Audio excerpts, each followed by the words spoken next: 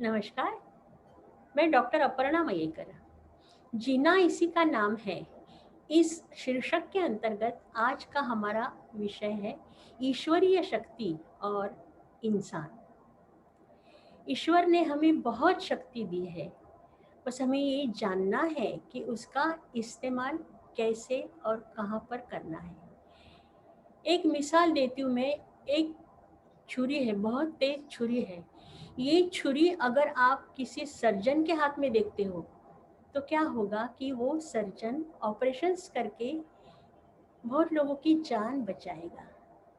और यही छुरी अगर किसी डाकू के हाथ में जाती है तो वो क्या करेगा? पैसे के लिए किसी का खून भी करेगा। तो ये है कि छुरी तो वही है ना, ना कि वो अच्छी है ना कि वो बुरी है, पर आपने किस तरह उसका इस्तेमाल किया इसके ऊपर सब निर्भर करता है ना। तो इसी तरह हमारे मन की शक्ति, हमारे शरीर की शक्ति हमें किस तरह इस्तेमाल करनी चाहिए ये हम देखेंगे। सत्यमेव जयते। जितना हम सच बोलेंगे हमारे मन की शक्ति बढ़ती है। कभी किसी कारणवश किसी का अगर कुछ अच्छा करना है इसलिए हम थोड़ा सा झूठ बोलते हैं तो that is okay. For example, मेरे ससुर जी 84 साल के थे तब वो अस्पताल में थे, और मेरी 82 साल की ननन जी का अचानक इंतकाल हुआ। तो अब ये बात अगर हम उन्हें कहते कि वो इस दुनिया में नहीं है तो शायद वो हार्ट फेल से मर जाते थे। तो इसलिए हमने उन्हें कहा कि वो ननन के पाँव में मोच आई है, वो गिर गई है और वो चल नहीं सकती, तो अस्पताल में वो आपसे मिलने कुछ दिन नहीं आएगी। उस ज़माने में तो मोबाइल नहीं थे। तो ये है, ये तो सच बोलने का है। दूसरा ये है कि हम कहते, बहुत लोग कहते हैं कि हम अहिंसावादी हैं, मतलब हम इंसान तो छोड़ो, हम किसी जानवर को भी नहीं मारते।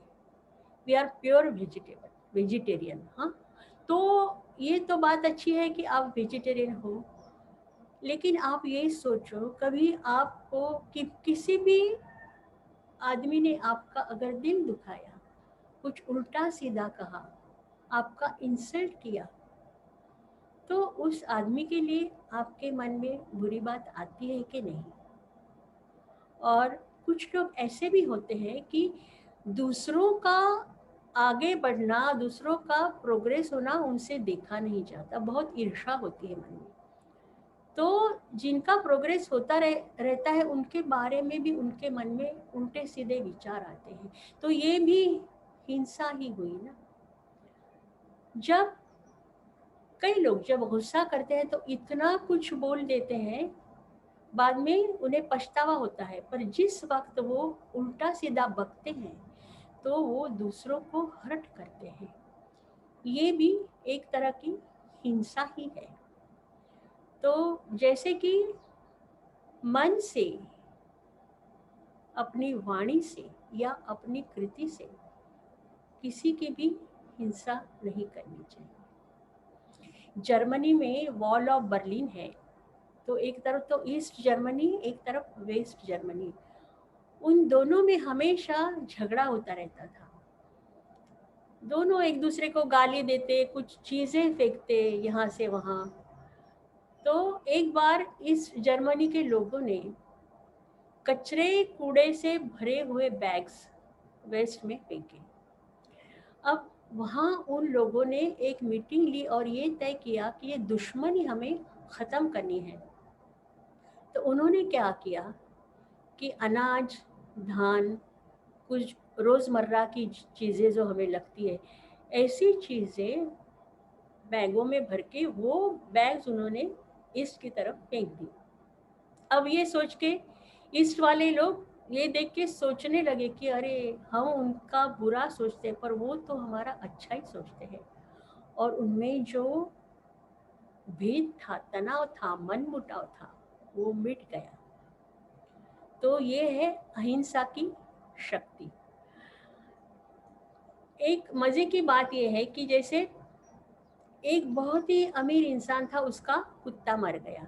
अब वो कुत्ते को लेके चर्च में गया और उन्होंने प्रीस्ट से कहा कि आप इसका फ्यूनरल कीजिए। तो प्रीस्ट ने कहा नहीं नहीं, हम तो सिर्फ इंसानों का फ्यूनरल करते हैं, जानवरों का नहीं। तो वो अमीर इंसान, उसने कहा कि काश अगर आप ऐसा करते, तो मैंने सोचा था आपके चर्च को मैं $1000 देने की सोच रहा था।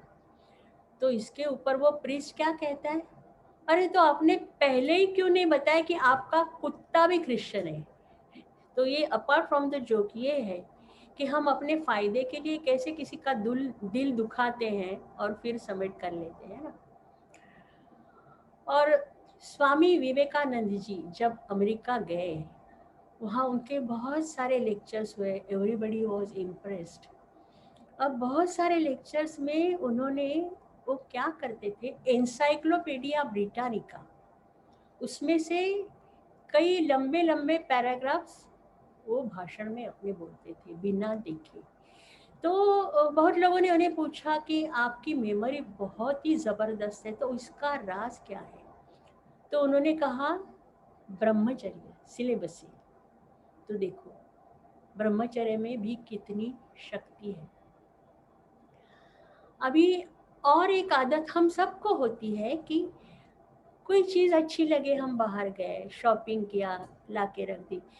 बहुत बार ज़रूरत ना होने पर भी हम बहुत सारी चीज़ें इकट्ठा करते हैं। अब हमें क्या लगता है कि वो हमारी चीज़ें, मतलब हम उन चीज़ों के मालिक हैं, पर असल में देखो तो वो चीज़ें हमारी मालिक होती हैं कि उनके बिना हम नहीं रह सकते। देखो, एक किसान जा रहा था एक गाय को लेके, जो एक डोर से बांधा था उसको। तो दूसरे किसान ने पूछा कि मुझे ना मालूम नहीं पड़ रहा है, आप इस गाय के मालिक हो या गाय आपकी मालकिन है। तो किसान ने कहा ऑफ कोर्स, मैंने पैसे देके खरीदा उसको, तो मैं ही उसका मालिक हूँ। तो दूसरे किसान ने कहा अभी देखते हैं। उसने हल्का सा झटका दिया डोर को, तो वो भागने लगी।